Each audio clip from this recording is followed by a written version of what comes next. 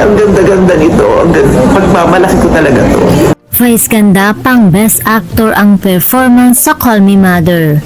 Usap-usapan ngayon sa social media ang pelikulang Call Me Mother matapos ang special advance screening nito kung saan umani ito ng standing ovation at malakas ang sigawan ng Best Actor mula sa audience. Kitang-kitang kasiyahan ang pagmamalaki ng buong cast at creative team habang isa-isang binabati ng executive celebrities at invited guests matapos ang screening.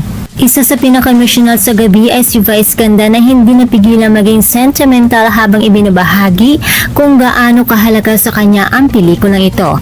Ayon kay Vice, ito raw talaga ang pelikulang matagal na niyang gustong gawin. Dagdag pa niya, kung ipinagmamalaki niya ang breadwinner, mas lalo raw niya ipinagmamalaki ang Call Me Mother. Para kay Vice, espesyal ang pelikulang ito dahil dito niya tuluyang nahanap ang genre na gusto niyang panindigan. Ang comedy drama, isang genre na hindi lang nagpapatawa, kundi may lalim, may puso at may kwentong tumatama sa tunay na emosyon ng manunood.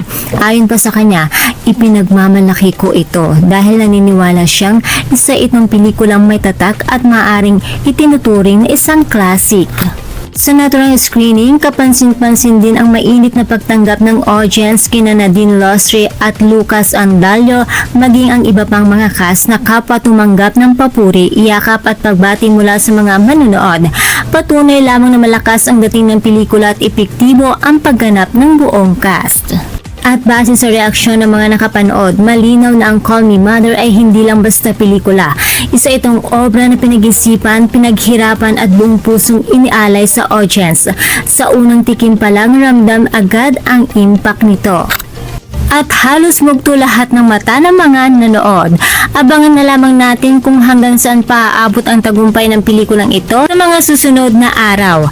Isang bagay ang sigurado, may pagmamalaki ang Philippine cinema at handa na itong ipaglaban ni Vice Ganda. Samantala, showing na ang Call Me Mother sa December 25. And that's all for mga chika. Doras, for more showbiz update, please don't forget to like, share, and subscribe my channel. Thank you for watching.